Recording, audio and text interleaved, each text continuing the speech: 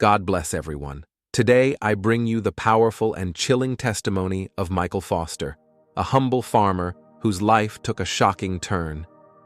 After a brush with death, Michael found himself face to face with a terrifying truth in the afterlife, a place that exposed his deepest sins, including his struggles with racism. What he witnessed shattered his soul and led him to a path of reckoning and redemption. Now, I will read his letter exactly as he wrote it, so we can uncover the sins he confronted, the person he encountered, and the incredible transformation he found through the grace of Jesus.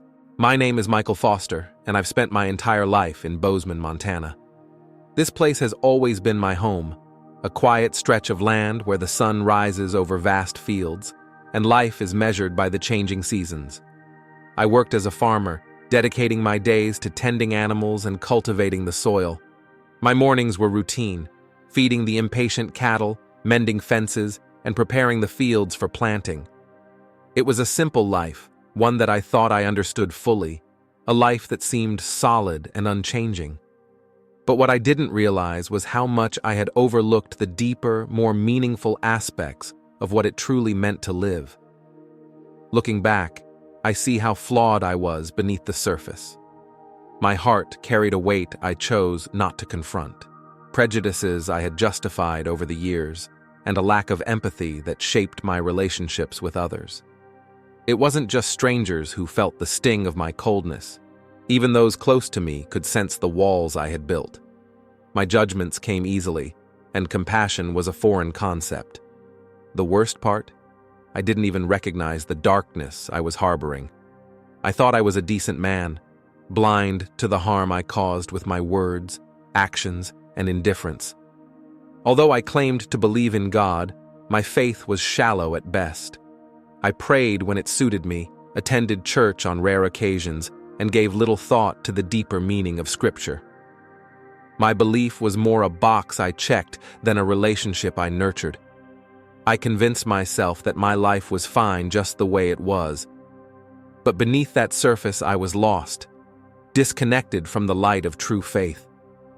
I didn't know then that everything was about to change. My beliefs, my life, and even the way I saw myself. What happened next would rip away the veil of comfort I had wrapped myself in and force me to face the terrifying truth of who I really was. It was November 10th, 2024, a crisp, cold morning that bit at my skin as I stepped out of the farmhouse. The air was dry, the kind that clings to your breath and leaves frost on the barn doors. The routine was the same as it always had been. I pulled on my boots, trudged through the frozen dirt, and made my way to the barn where the animals waited. The cows were restless, their impatient groans filling the stillness of the morning, and the stubborn old bull eyed me with his usual defiance. I muttered to myself about his temper as I filled his trough, unaware that this day was about to take a horrifying turn. I bent down to secure the gate, and in an instant, the bull moved faster than I could react. Before I could even process what was happening, his hoof connected with my chest like a freight train. The force knocked the air from my lungs, and I crumpled to the ground. Pain exploded through my body, but it was the sensation of everything fading, my breath, my sight, my very sense of being, that terrified me. My knees gave out, my vision blurred, and a deafening ring drowned out all sound. Darkness swallowed me whole, and for a moment, there was nothing. No barn, no bull, no world. Just an endless void pulling me under. When I awoke, it was as if I had been cast into another existence entirely. The darkness wasn't just the absence of light. It was heavy, suffocating, and alive with an oppressive weight that pressed against every fiber of my being. The world I had known was gone, replaced by a void that seemed to stretch forever. I couldn't tell if I was standing, floating, or falling. There was no time, no sense of self, only a growing dread that something was lurking just beyond my perception. This was the beginning of my descent, and though I didn't know it yet, I was about to come face to face with the terrifying truth of what lay within my soul. When I opened my eyes, or whatever sense of sight I had left, I found myself in a darkness unlike anything I had ever known. It wasn't just the absence of light, it was as if the darkness itself was alive, wrapping around me, smothering every breath I tried to take. The silence pressed against my ears, heavier than the darkest night. I felt an overwhelming sense of isolation, as though I had been abandoned in a place where even time itself didn't exist. My heart pounded in my chest, or at least it felt like it did, but there was no sound, only the crushing realization that I was completely, utterly alone. Suddenly, the silence was shattered. A faint, eerie whisper began to grow, morphing into agonized screams that pierced the void.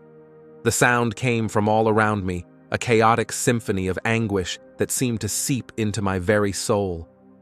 And then, flames erupted in the distance. They danced and twisted, casting a flickering light on the shapes moving within them. At first, I couldn't make out what I was seeing, but as the light grew brighter, I realized these grotesque figures weren't strangers. Their twisted faces, foster eyes, and charred bodies weren't just horrifying. They were familiar. Each one carried a piece of my past, their expressions etched with the pain I had caused. They weren't strangers at all. They were the living embodiment of my sins. One figure stepped closer, its form shifting until it became unmistakably clear. It was Marcus, a classmate from my youth, the boy I had singled out with my cruel jokes and ostracized for being different. His face was both warped and painfully real, his eyes burning with a mixture of anger and sorrow. "Did you see what you did to me, Michael?" he demanded, his voice cutting through the chaos. "Do you understand the weight of your words, your actions?" I wanted to look away, to hide from the truth in his gaze, but I couldn't. I was rooted in place, forced to confront the full extent of my cruelty. The flames around him grew brighter, the screams louder, as if the entire realm was demanding I face what I had spent my life ignoring. What more would I be forced to see? I couldn't escape the feeling that the worst was yet to come. The landscape around me was like nothing I could have imagined, yet it felt disturbingly familiar, as though it had been carved out of the darkest corners of my own mind. Fiery infernos blazed in the distance, their flames licking at the skyless void. The ground beneath me was cracked and unstable, glowing faintly with an eerie red heat, and the air was thick with ash that seemed to cling to my skin, burning like the weight of my guilt. Towering, grotesque shapes emerged from the flames, structures that twisted and warped as if alive, forming jagged walls and spires that stretched into nothingness. Chains dangled from these structures, some swaying eerily in the heat, others anchored deep into the ground, their metallic clanging a constant reminder of the bondage I couldn't escape. The chains began to move, snaking toward me like living creatures. When they wrapped around my wrists and ankles, I felt their icy grip bite into my skin, a sharp contrast to the oppressive heat that surrounded me. Each link seemed to carry its own unbearable weight, dragging me down, forcing me to my knees. But the pain wasn't just physical, it tore into my soul. Every clang of the chains echoed with accusations, each one bringing forth a memory of my sins. The laughter at someone else's expense, the cruel jokes, the deliberate exclusions. All of it was there, manifesting as these unrelenting shackles. I wanted to scream, to beg for release, but the chains silenced me, forcing me to endure the full weight of what I had done. Then, amidst the chaos, a mirror-like surface materialized before me, floating above the scorched earth. It wasn't an ordinary mirror. It shimmered as if alive, its surface rippling with an ominous energy. Reluctantly, I looked into it, and what stared back at me was not the man I thought I knew. My reflection was distorted, my face darkened with shadows, my eyes foster and devoid of life. This was the truth of my heart, the hatred, selfishness, and cruelty I had tried to hide. The mirror didn't lie. It reflected everything I was too afraid to admit. I couldn't look away. trapped by the horrifying image of who I had become. And yet, I knew this wasn't the end. The mirror, the chains, and the inferno were all leading me towards something even more devastating, something I wasn't sure I could survive. What would come next? I wasn't sure I wanted to know, but I had no choice but to face it. As the weight of the chains bore down on me, I felt myself breaking under the crushing guilt and the truth of who I had become. Every fiber of my being screamed for relief, for some way to undo the pain I had caused, but there was no escape from the torment. Desperation consumed me, and from the depths of my soul, I whispered the only words I could muster: "Forgive me." The words were faint, almost swallowed by the inferno around me, but they carried a weight that seemed to cut through the darkness. As they echoed, the flames shifted, not to burn, but to purify. The chains, once icy and unyielding, began to loosen, their metallic grip replaced by an intense, cleansing heat that reached deep into my core. It felt as if the darkness within me was being pulled away, leaving a fragile yet raw sense of clarity in its wake. When my eyes opened again, the searing inferno was gone. The oppressive weight had been replaced by the dim light of a familiar ceiling. I was back in the doctor's office, lying on a simple cot, my chest aching as though I could still feel the bull's kick. The doctor leaned over me, his face a mix of relief and concern, telling me I had been unconscious for days. Days. But what I had experienced felt like an eternity. My body was weak, every breath a reminder of how close I had come to death, yet the true pain lingered in my spirit. The memories of the inferno, the mirror, and the figures haunted me, their echoes vivid and unrelenting. I couldn't shake the feeling that I had been given a second chance, not just to live, but to change. In the days that followed, I found myself restless, searching for meaning in what I had seen.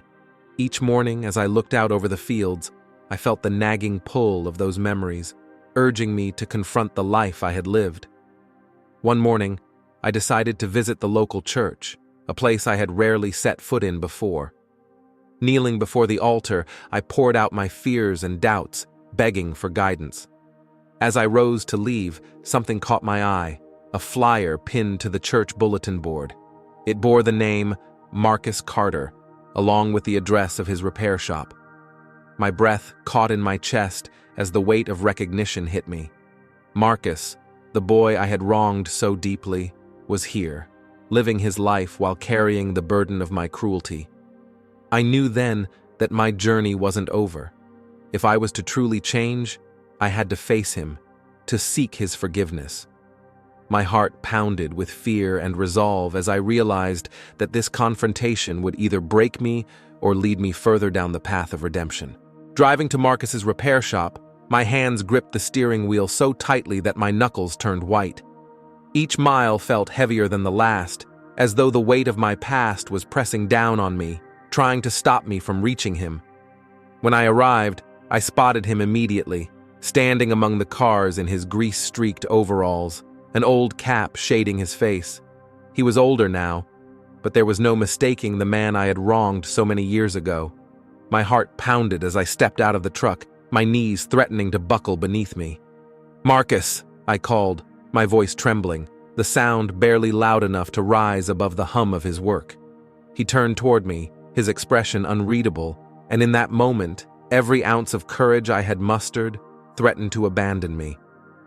I took a deep breath and pressed on, my words spilling out in a torrent. "Marcus, I need to say something that's long overdue. I came here to apologize for everything I did, for the words I said, for the pain I caused you. I was wrong, so wrong, and it has taken me far too long to face that. I carried hatred in my heart, and I took it out on you. I can't change the past, but if there's any way to make things right, I'm asking for your forgiveness." Tears welled in my eyes as I spoke, my voice breaking under the weight of my regret. I couldn't meet his gaze, afraid of the anger or dismissal I might see. But then, I felt a firm hand on my shoulder, grounding me, pulling me back from my spiral of shame. When I finally looked up, Marcus's eyes weren't filled with the anger I had expected. Instead, they held a depth of understanding that took my breath away. "Michael," he said, his voice steady but thick with emotion. "I've waited years to hear that." He let out a long, deep breath, as though releasing a weight he had carried just as heavily as I had. "I forgive you. We all make mistakes, and it seems like you had to take your own journey to see yours." His words were like a balm to a wound I thought would never heal. In that moment, the repair shop became more than just a workplace. It became sacred ground, a place where grace and forgiveness were made real. As I drove away, my heart felt lighter, yet I knew this was just the beginning. The forgiveness I had received was not the end of my journey, but the start of a transformation. What would come next would define the life I was determined to build. After that day with Marcus, I knew my life could never go back to what it had been. The weight of my sins and the mercy I had been shown compelled me to make a change, not just for myself, but for those around me. I began each day with a prayer, asking God for the strength to walk a new path, one filled with love, compassion, and service. My work on the farm became more than just tending to the land. It became an act of gratitude, a way to honor the second chance I had been given. I started reaching out to my neighbors, offering help where I could, and listening in ways I never had before. The small, everyday acts of kindness felt like stepping stones on a journey to rebuild the man I had once been. Each moment of service reminded me that true faith isn't just believing, it's living in a way that reflects God's love. My friendship with Marcus became a cornerstone of this new life. What had once been a relationship marred by cruelty was now a bond built on forgiveness and mutual understanding. I visited his shop regularly, not out of guilt, but out of a genuine desire to be part of his life. Over coffee and quiet conversations, we shared memories and spoke of the future, finding common ground in our faith and our hope for something better. His ability to forgive me, to see past my worst moments, was a constant reminder of the power of grace. Marcus's kindness wasn't just a gift to me. It was a lesson that echoed God's own forgiveness, a testament to what redemption truly looks like. Each morning, as I knelt in prayer, I reflected on the man I had been and the man I was striving to become. The memories of my past, of that hellish place, remained vivid, but they no longer filled me with despair. Instead, they served as a reminder of how far I had come and how much further I had to go. Galatians 3:28 had become my guiding verse. There is neither Jew nor Gentile, neither slave nor free, nor is there male and female, for you are all one in Christ Jesus. These words reshaped the way I saw the world and the people in it. They reminded me that no matter our differences, we are all connected through God's love. And yet, as I prayed, I couldn't shake the feeling that my journey wasn't over. There was still more for me to learn, more for me to give, and more of God's plan for me to uncover. What would come next, I couldn't yet see, but I was ready to follow wherever His light would lead me. If this story has touched your heart or made you reflect, I encourage you to subscribe to this channel for more powerful testimonies like this one. Don't forget to give this video a thumbs up if it resonated with you and share it with someone who might need to hear it. I'd also love to hear your thoughts and opinions. Please share them in the comments below. Let's start a meaningful conversation and continue this journey of faith together.